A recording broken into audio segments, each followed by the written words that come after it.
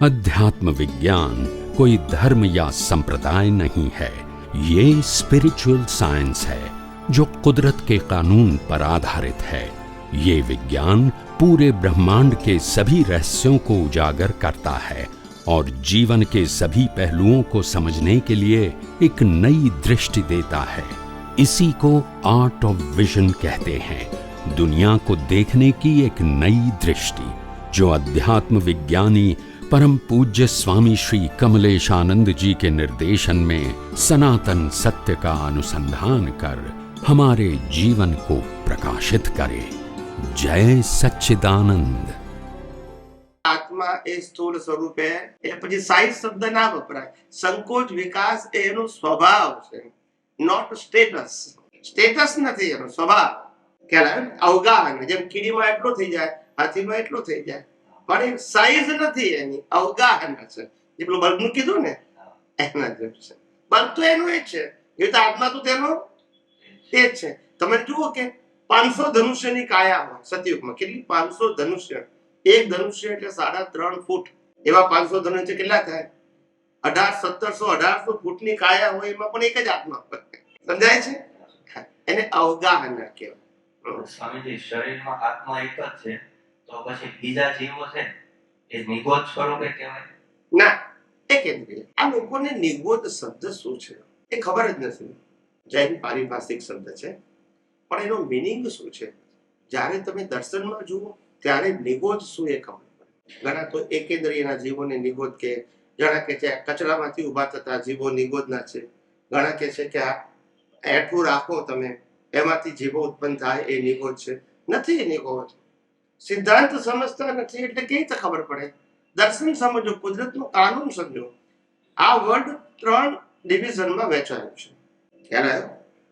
3 ડિવિઝનમાં એક નિગોદ, એક લોક છે, લોક, બીજું અલોક છે, અને ત્રીજું લોકાલોકથી પર એવું સિદ્ધ છે। આ 3 ભાગ છે। લોકની અંદર 14 લોક આવેલા છે। સેમી ખ્યાલ આવી ગયો કે 7 નર્કલોક, 6 દેવલોક અને એક મધ્યલોક। મધ્યલોકમાં આપણે છીએ, આને લોક કહેવાય।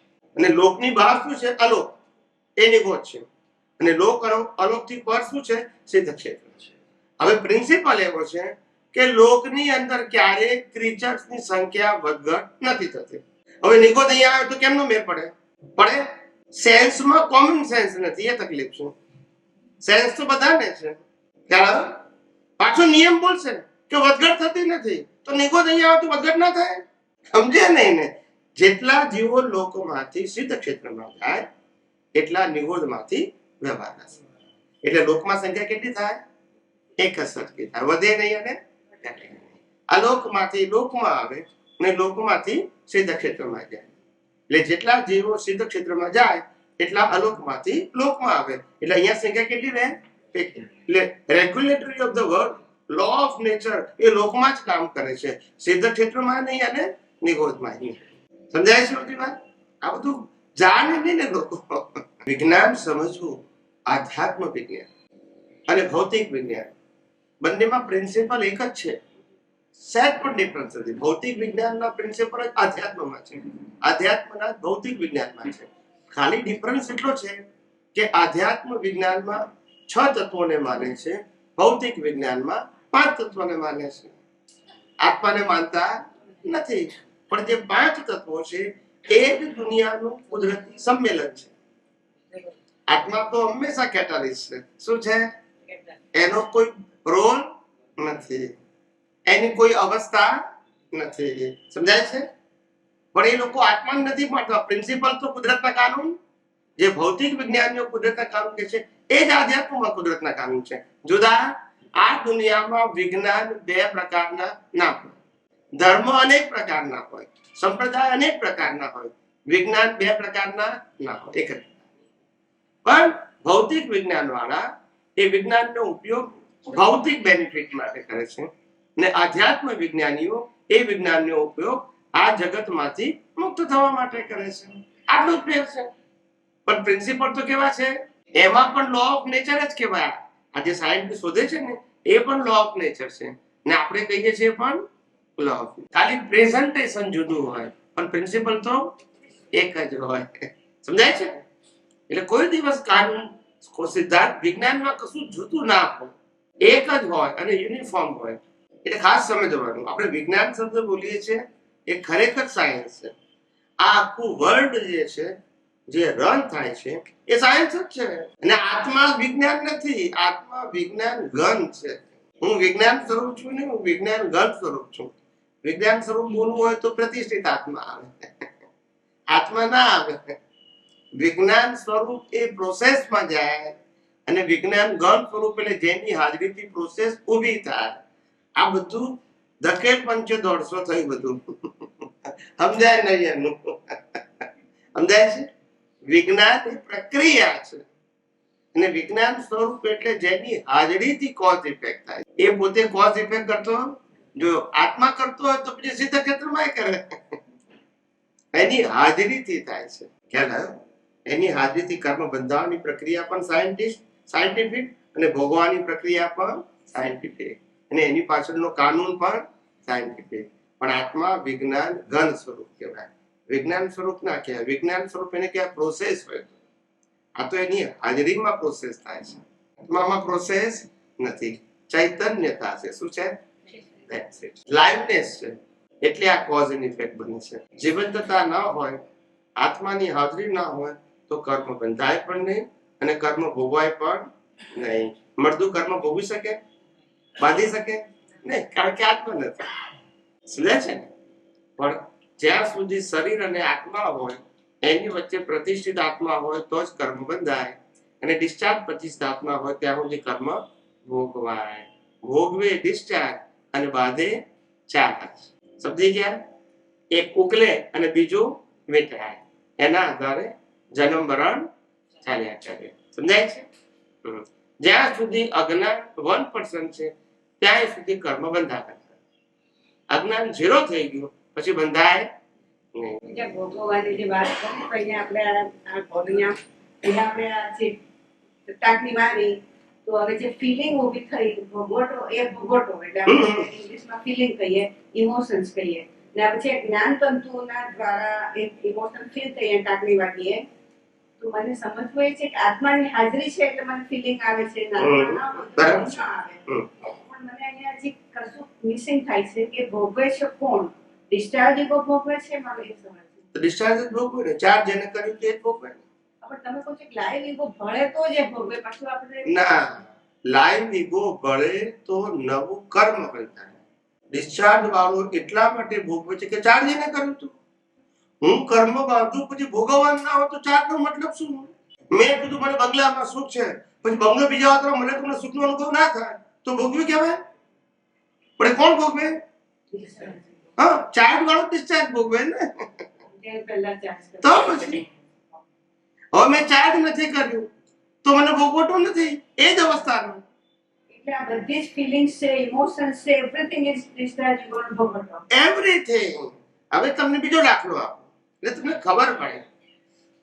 દાખલા તરીકે કોઈ થર્ડ પાર્ટીનો પગ ભાગી ગયો અને એને ભયંકર વેદના થાય છે. આપણે જોઈએ આપણને કેટલી વેદના થાય? ડિપેન્ડ્સ મને તો થાય. હું ડિપેન્ડ ની જનરલ ક્વેશ્ચન પૂછું છું. You are not talking about the relation. I am talking about the third party. Means you have a no concern. પણ એનો પગ ભાગ્યો છે અને એ વેદના અનુભવે છે, એ તમે જુઓ છો. તમને કેટલી થાય? આ સિમ્પલ ક્વેશ્ચન છે. ન થાય. કેમ ના થાય? મારો પગ નથી ભાગ્યો એટલે મને ન થાય. તો પછી આ પગ મારો એટલે આત્માનો છે તો કેમ થાય છે? મારો છે પણ આત્માનો છે. ડિસ્ચાર્જ નો છે તો ભલે ડિસ્ચાર્જ નો ભોગવે, પણ હું શુદ્ધાત્મા છું તો કેમ ભોગવે? હું દેહ છું, હું શરીર છું, એ ડિસ્ચાર્જ વાળો ભાગ તો ભોગવે કારણ કે ચાર્જ એને કર્યું છે. પણ જે ચાર્જ પણ જે સેપરેટ છે એ કેમ ભોગવે? હવે સમજાયું? એટલે જ્ઞાનીઓ આ રીતે છૂટારે છે. જ્ઞાનીનો પગ ભાગે તો જ્ઞાનીનો ડિસ્ચાર્જ અહંકાર તો ભોગવે, પણ જીવતો અહંકાર ના ભોગવે. એટલે લાઈવ ફિલિંગ ના કહેવાય, મિકેનિકલ ફિલિંગ કહેવાય. શું કહેવાય? ફિલિંગ કરી પણ મિકેનિકલ. મિકેનિકલ એટલે પરિણામ સ્વરૂપે. લાઈવ એટલે જીવતી, જેનાથી પાછા નવા કર્મો બંધાય. મિકેનિકલમાં નવા કર્મો ના બંધાય. જીવંતતા એ લાઈવ ઈગોને લીધે છે. જીવંતતા એટલે મિકેનિકલ છે, એમાં જીવંતતા નથી. શું નથી? જીવંતતા. એમાં ડિસ્ચાર્જ પાવર છે. કયો પાવર? પાવર કરો discharge. ડિસ્ચાર્જ છે. એ લાઈવ નથી કહેતા, એ ભોગવવા પૂરતો જ છે. કેવો છે? ભોગવવા પૂરતો. હા, ખ્યાલ આવે ને? એટલે જે બધી ઓલી જૂની વાતો યાદ આવે, બધું. બધી કોઈ બધું discharge ઈગોનો ભોગવટો. એટલે આપણે સત્સંગમાં અનેક વખત કહ્યું કે દાખલા તરીકે આજે 10મી ઓક્ટોબર 10મી થઈ ના છે, આજે 10th ઓક્ટોબર 2023 છે, આપણે 9th ઓક્ટોબર 2023 અને પહેલાના સમયમાં આપણે બધા એક્સપાયર્ડ થઈ ગયા છે, બોલતા નથી. તો એને મળદાને શું કામ જીવતા કરો છો? બોલતા નથી. એ તો કુદરતી રચના નહીં, મરદાને જીવતા કરીએ છીએ તો એ ભોગવટ. મળદાને જીવતા ત્યારે થાય તમે ભળો તો. હા, એટલે તમે શું કામ યાદ કરો છો? જ્ઞાન હાજર. યાદ આપવું એ જુદી વસ્તુ છે ને યાદ કરવું એ જુદી વસ્તુ છે. કરો છો એ તમારી ભૂલ છે, આવે છે એ ભૂલ નથી. કરો છો એ તમારી ભૂલ છે. સમજાય છે? જે ભાગમાં એક્સપાયર થઈ ગયા, now this is not your subject because of તમારા શ્વાસ ખલાસ થઈ ગયા. સાંભળો, પેલા જીવન ખલાસ થઈ ગયું અને કુદરતે એના ચોપડીમાંથી હિસાબ કાઢી નાખ્યો, પણ મગજમાંથી કાઢતા નથી, બોલતા નથી. શારીરિક બુદ્ધિ શું કહે છે કે પાછું આવું ન થાય, એમાં careful પણ રહેવાનું. પાછું ના થાય એવું જે બુદ્ધિ બતાવે છે એ તો કોઈ કે એની પાસે સ્વતંત્રતા છે? પાછું કામ તો પકડવાના જ પાછા. આ વિકલ્પી જ્ઞાનમાં તો ફસાયા આપણે. સાચું જ્ઞાન હોય તો ફસાઈએ કેમ? વિકલ્પી. આ દુનિયાએ આપેલું જ્ઞાન કેવું છે? વિકલ્પી. જે ભોગવટો શબ્દો છે ને, ઇટ સેલ્ફ મિકેનિકલ છે, કારણ કે ચાર્જના આધારે ડિસ્ચાર્જ છે. ઇઝ અ પાવર ચેતન કહેવાય. શું કહેવાય? હા, પાવર ચેતન કહો, મિકેનિકલ ચેતન કહો, અથવા તો જડનો ભાગ જ કહેવાય. ઇઝ અ ઓટો મોડ કહેવાય. એમાં અવેરનેસ ના હોય. અવેરનેસ શેમાં હોય? લાઈવ પ્રત્યક્ષતા. એટલે મિકેનિકલ ભાગને લાઈવ વાળું જોઈ શકે. એટલે હું બુદ્ધિથી નક્કી કરું કે હવે તમે પાછું નહીં છેતરી જાય, પાછું મને ભોગવટો ના આવે, તે પછી લાઈવ ભાગ, એમાં લાઈવ ભાગ. હવે સમજી ગયા. તમને સામે વાળા વ્યક્તિમાં ફ્રીડમ દેખાય છે, એ તમારી અજ્ઞાન. તમારા મન વચન કાય કુદરતી જન્મથી મોત સુધી સામે વાળા મન વચન કાય પણ સ્વતંત્રતા કોની પાસે છે? રામ રાવણને સમજાવવામાં ફેલ ગયા, ક્યાં સ્વતંત્રતા હતી? બોલતા નથી. કૃષ્ણ ભગવાન દુર્યોધનને સમજાવવામાં ફેલ ગયા, ત્યારે તો મહાભારત થઈ. નહીં, ફ્રીડમ ક્યાં હતી એમ પૂછું છું. અને મહાવીર ગોસાલકને સમજાવવામાં ફેલ ગયા, તારે તું તેજો લેશે ફેંકી. નહીં, ફ્રીડમ કોની પાસે છે? નહીં, પણ એ તો પરિણામમાં ના આવે. એ કર્મ બાંધવા માટે છે. અત્યારે જે ભોગવો છો એમાં કોઈની પાસે ફ્રીડમ, હું એમ કહેવા માંગુ છું, બાંધવામાં તો ફ્રીડમ છે. એ વાસ્તુ એનો ભોગવટો ક્યારે આવશે? આજે આપણે છેલ્લા શ્વાસ સુધી મારા મન વચન કાયા કે દુનિયાની કોઈ પણ વ્યક્તિના મન વચન કાયા સ્વતંત્ર છે એ માનવું એ જ ભ્રાંતિ છે. બધાના મન વચન કાયા જન્મથી મોત સુધી કુદરતી રચના છે. જ્ઞાની પુરુષ દાદા ભગવાને સંક્ષિપ્ત કહ્યું, મન વચન કાયાની અવસ્થા માત્ર કુદરતી રચના. પછી આગળ કીધું સ્થૂળ સંયોગ, સૂક્ષ્મ સંયોગ, વાણીના સંયોગો પર અને પરાધીન છે. ફ્રીડમ ક્યાં છે? તો પછી ભયની ક્યાં જરૂર છે અને ભીખની ક્યાં જરૂર છે? આપણે હવે નક્કી થાય કે મારે પાછો આવો ભોગવટો નથી જોઈતો, આપણે બધી મોક્ષ માર્ગ લાયક અને સહાયક સંજોગો જોઈએ છે, પણ આ જે ભોગવટો ગમતો નથી, નેગેટિવ ભોગવટો ગમતો નથી, તો એના માટે આપણે જે બુદ્ધિ પછી એના માટે જે આ બધું પુરુષાર્થ કર્મ નહીં બાંધી લે, એટલે ત્યાં સાચવણી રાખવા માટે કેવી રીતના કરવાનું? કારણ કે નહીં, બુદ્ધિ અવગણ- ઉકળતા ભાગને કુદરતી રચના જુઓ, કેરી ફોરવર્ડ નહીં થાય. That's the only solution. Development ન કહેવાય, બુદ્ધિથી નક્કી કરું કે એ આવું કુદરતી રચના જોયું, એ જ તમારું ડેવલપમેન્ટ. એ રિલેટિવ સત્યમાં ગયા, એ રિલેટિવ ડેવલપમેન્ટ. એ પાપ પુણ્ય માટે કામ લાગશે, મુક્તિ માટે નહીં. રિલેટિવ ડેવલપમેન્ટની બી જરૂર ખરી કે નહીં? બિલકુલ નહીં. જન્મ મરણ માટે જરૂર, મોક્ષ માટે નહીં. રિલેટિવ ડેવલપમેન્ટ એટલે જન્મ મરણના ચક્કર ચાલુ કરવાનું, અને આધ્યાત્મિક ડેવલપમેન્ટ જન્મ મરણના ચક્કર બંધ કરવાનું. બંનેનો વેર કેમ ન પડશે? આ ભૌતિક જાગૃતિ એ તો ભ્રાંતિ છે. કુદરત કહે છે આ શરીર મારું છે, આ ડિઝાઇન મેં બનાવી, આ શરીર પંચમહાભૂત એ પણ કુદરત કે મારા છે, આ શરીરને જીવતું રાખવા માટે હવા પાણી ખોરાક પણ કે છે હું આપું છું. એ હવા પાણી ખોરાકને પચાવીને લોહી બનાવી અને બધા શરીરના પાર્ટમાં પહોંચાડું છું પણ હું. તોય માણસ કહે છે કે શરીર મારું છે. પછી માર ખાય કે નહીં? છે કોને માનીએ? ક્યારે? હવે આ શરીર એ તો આપણું છે ને, પછી એને મા બાપ મળ્યા. તો શરીરના મા બાપ ખરા, પણ આપણા મા બાપ થોડા બોલતા નથી. સમજાય છે કે નહીં? શરીરના મા બાપ છે, શરીરના ભાઈ બહેન છે, શરીરના પતિ પત્ની છે, શરીરના બાળકો છે, સત્તા સંપત્તિ સંબંધ સાધન શરીરના છે. ના નથી કહેતા, પણ હું શરીર નથી એ કેમ ભૂલી જાઉં છું? બોલતા નથી બધા, વારે ઘડીએ ભૂલી જઈએ છે. થવું છે શુદ્ધાત્મામાં અને બેસી જવાનું શરીરમાં વારે ઘડીએ. આ તો ભૂલ છે. શરીર છે એનો વાંધો નથી, અને શરીર સાથે સત્તા સંપત્તિ સંબંધ સાધન છે એનો પ્રશ્ન નથી, પણ આ આખું પેકેજ મારા માટે, એટલે કે હું શુદ્ધાત્મા છું એ પ્રતિષ્ઠિત આત્માની પાસે જે બિલીફ છે એના માટે આ આખું પેકેજ એ કુદરતી રચના છે. સમજી ગયા? આખું પેકેજ. સ્વામીજી, હમણાં 2 દિવસ પહેલા એક મંદિરમાં ગયેલા ને, તો મને પૂછ્યું કે મન વચન કાયાથી કેટલા જુદા રહ્યા છો.